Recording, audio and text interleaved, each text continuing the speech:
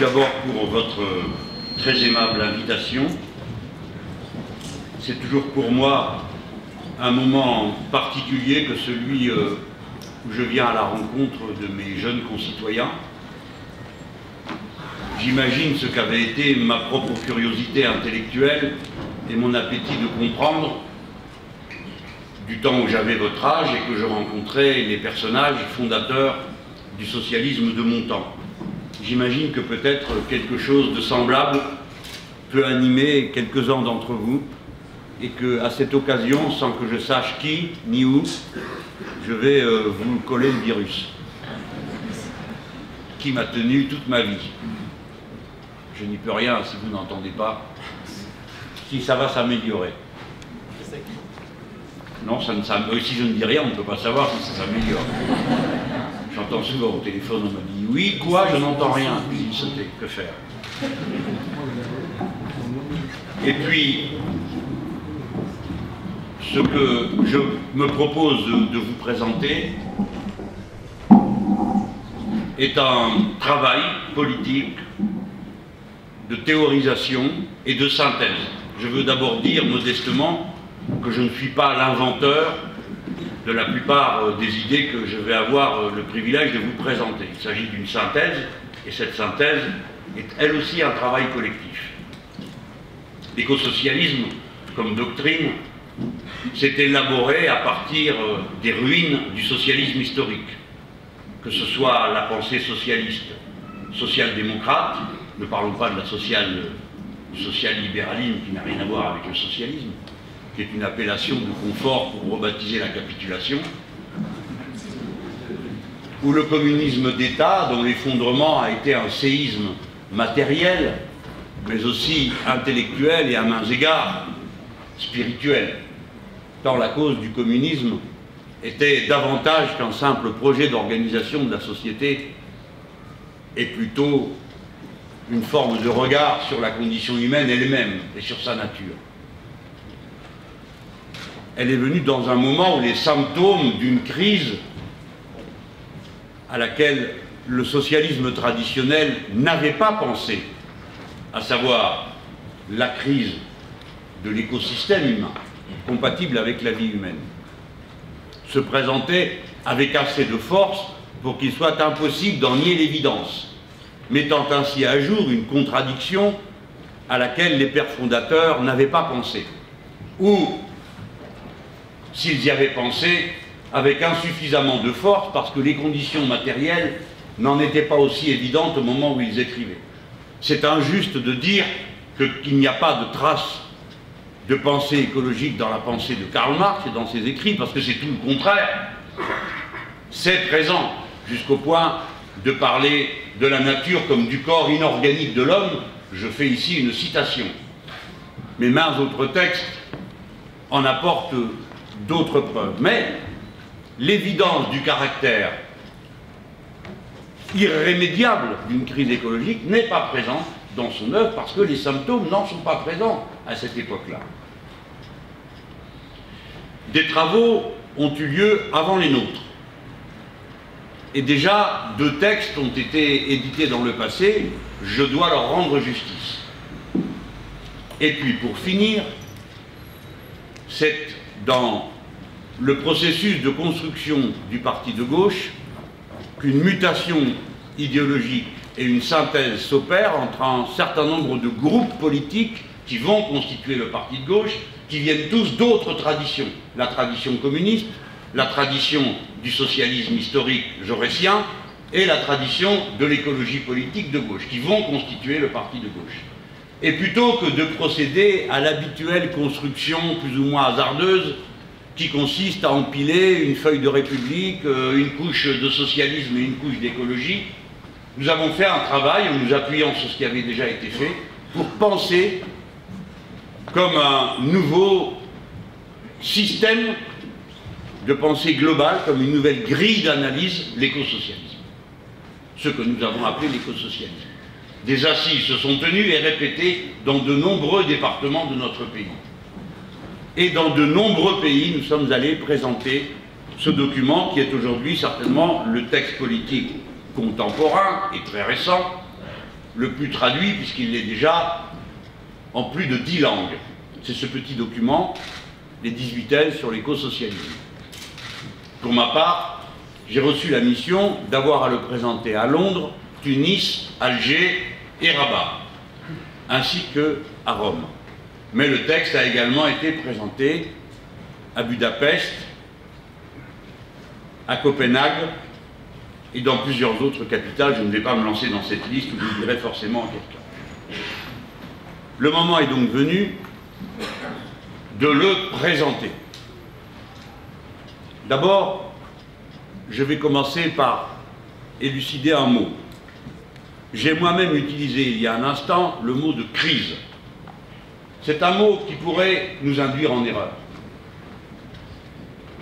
Nous ne croyons pas qu'il y ait une crise à l'œuvre. C'est quelque chose de plus fondamental. Pourquoi? Parce que l'idée de crise, c'est l'idée d'un dysfonctionnement temporaire d'un système, avant son retour à l'équilibre, et chacun devrait travailler au retour à l'équilibre de ce système. Il ne s'agit pas d'une crise, le monde précédent n'existera plus jamais. Que ce soit le monde tel qu'il était écologiquement avant que commence cette période particulière de l'histoire de la planète que d'aucuns ont appelée l'anthropocène, c'est-à-dire le moment où l'activité humaine a une telle incidence sur la vie de l'écosystème qu'il en modifie la nature elle-même. Nous ne reviendrons jamais à la période précédente. Les espèces disparues sont disparues pour toujours, ce qui a été démoli l'est pour toujours, et nous sommes dans une nouvelle ère.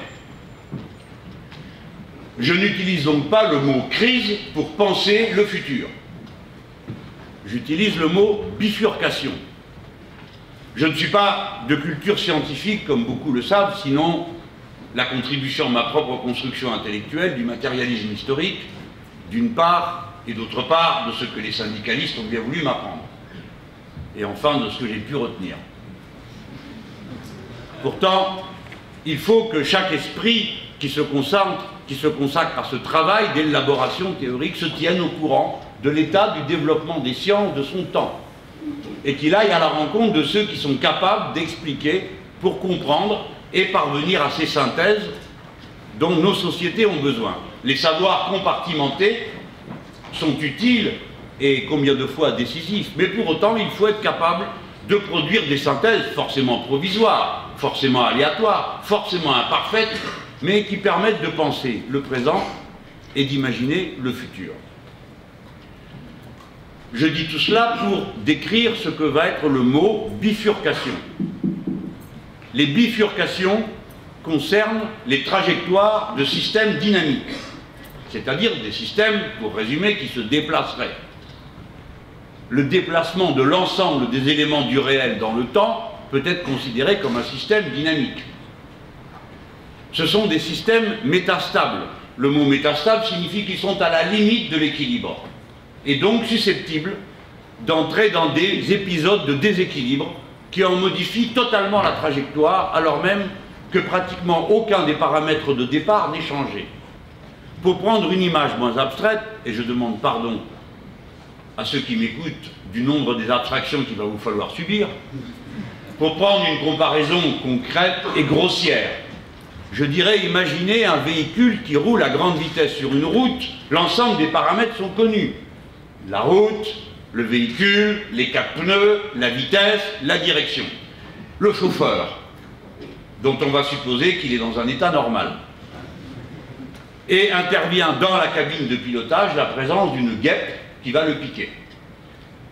Aucun des paramètres de départ n'a changé, sinon un, qui peut être considéré comme infime, et qui va produire un changement de trajectoire absolue du véhicule. Voici ce qu'est une image assez résumée et assez caricaturale de ce qu'est une bifurcation.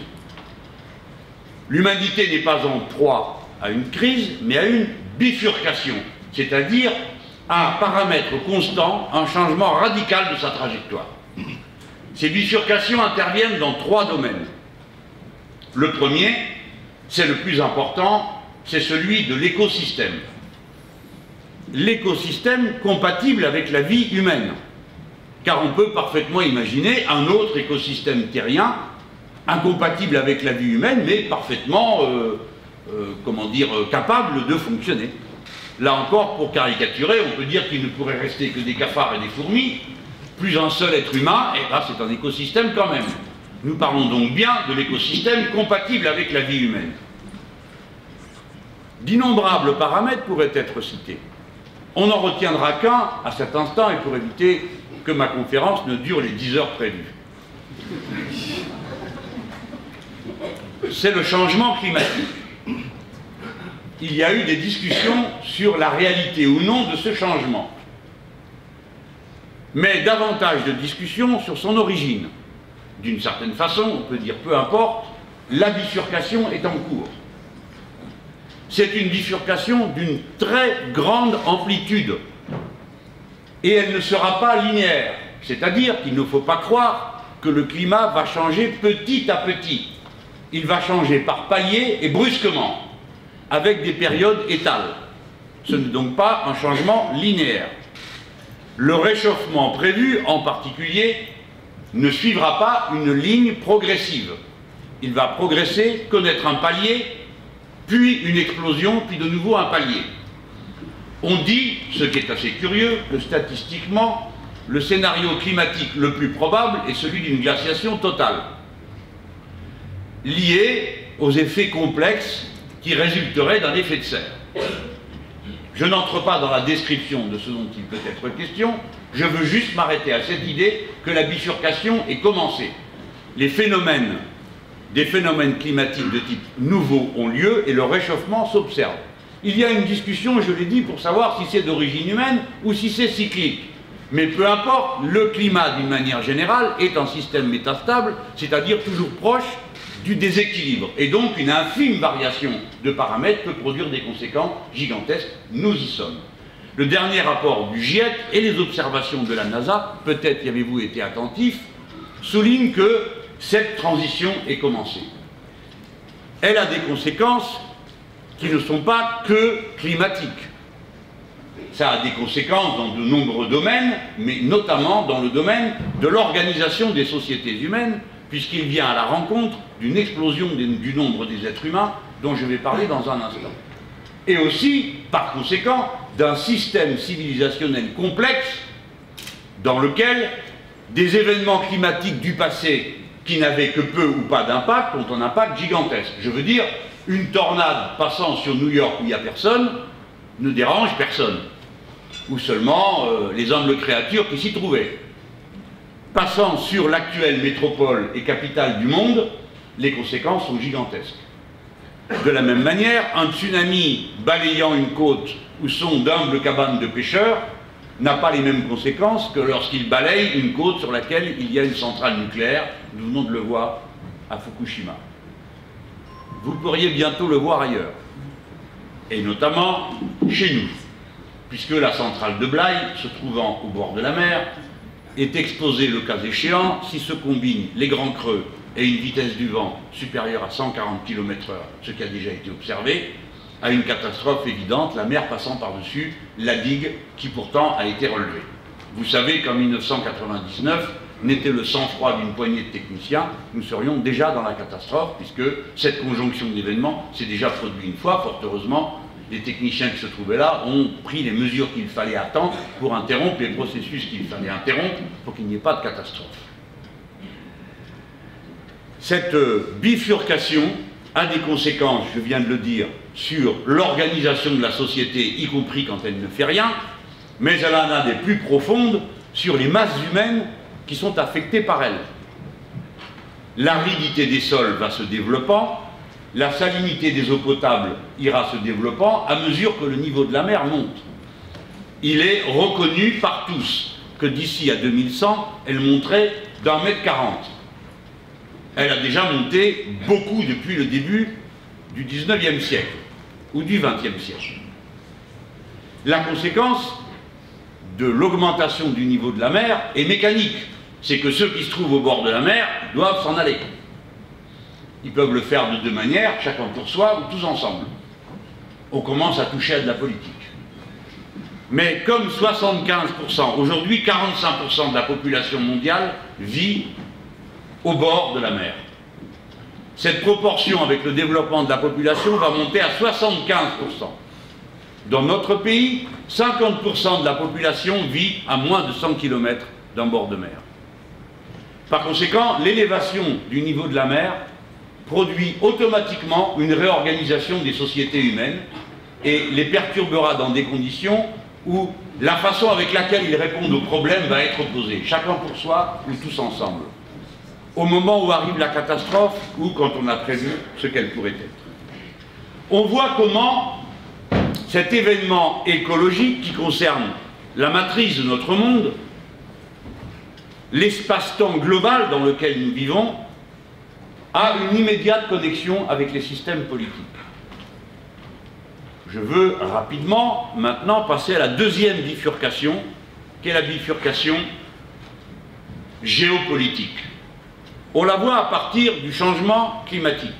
Ceux qui viendront à manquer d'eau, ceux qui viendront à être envahis par les mers, ceux qui viendraient à voir le climat de leur culture traditionnelle bouleversé, par nécessité, devront se mettre en mouvement. Non qu'ils l'aient voulu, mais par nécessité.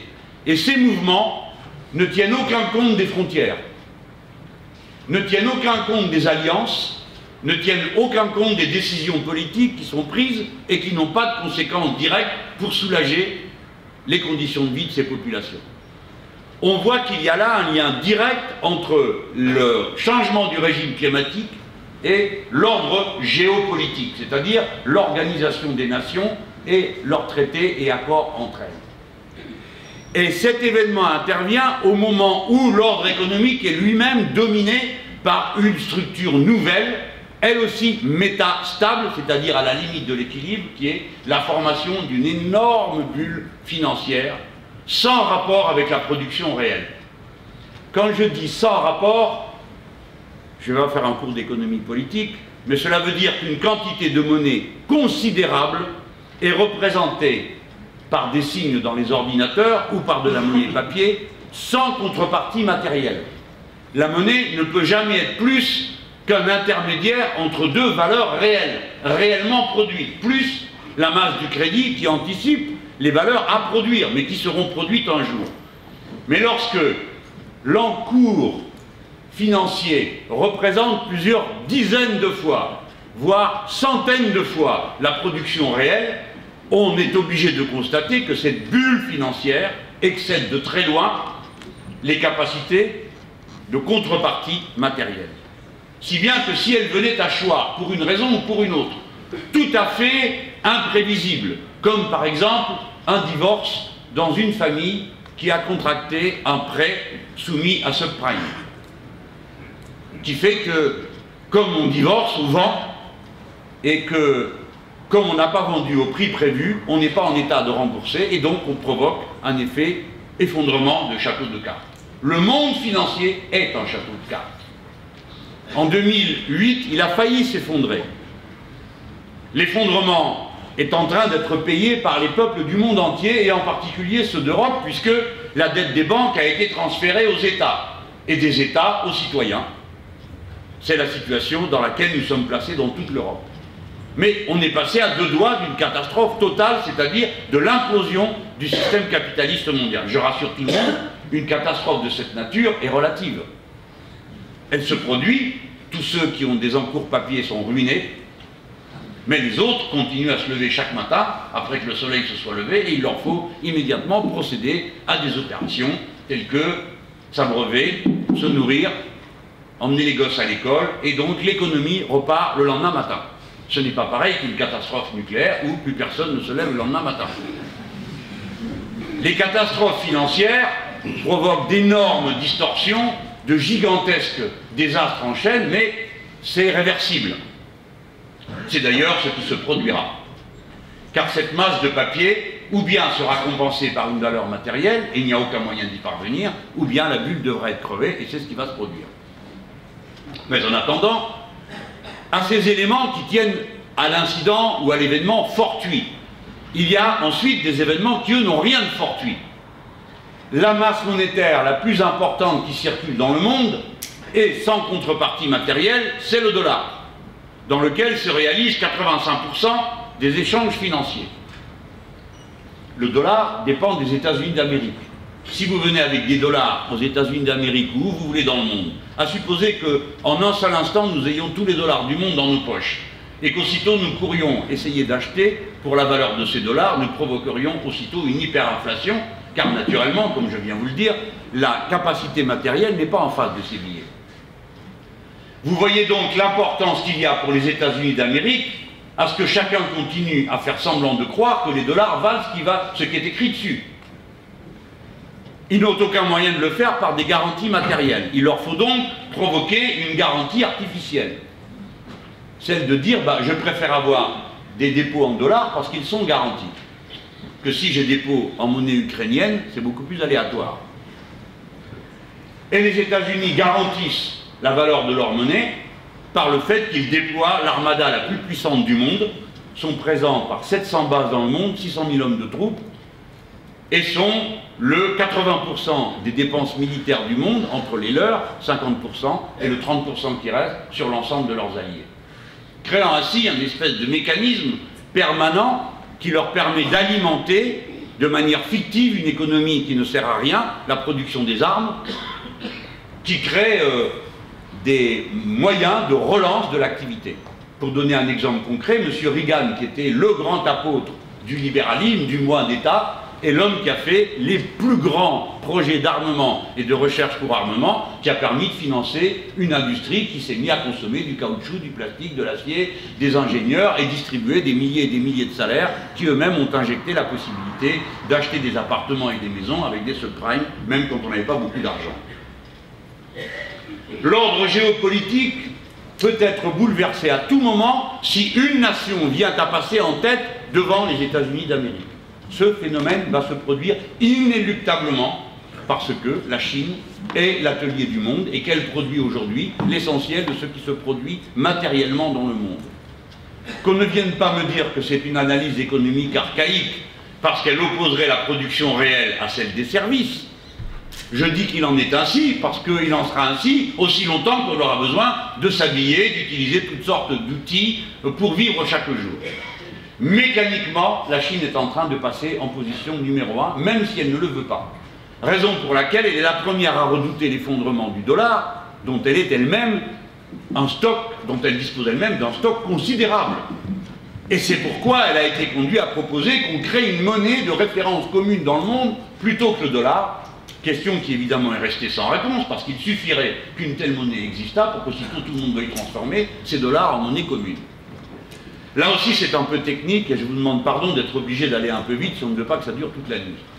Mais je vous invite à regarder de plus près cette question du changement dans la hiérarchie des nations, car le jour où les États-Unis d'Amérique ne seront plus les premiers, ils ne seront pas les seconds. Ils seront immédiatement les derniers. Pour la raison que quand ils payent pour 60, ils reçoivent pour 100. Tel est l'avantage du crédit sur le reste du monde qu'ils se sont donnés avec leur monnaie. Et c'est ce qui explique leur agressivité. Et le fait qu'ils font tout ce qui est en leur pouvoir pour maintenir une hégémonie, quel que soit le moyen par lequel le maintien de cette hégémonie passe. Les complots, les assassinats, les renversements de gouvernement, les manœuvres obscures type Ukraine et autres. On a vécu avant le Kosovo et je ne sais combien d'autres aventures. Pensons à l'Irak, pensons à toutes ces circonstances où ces guerres ont été provoquées.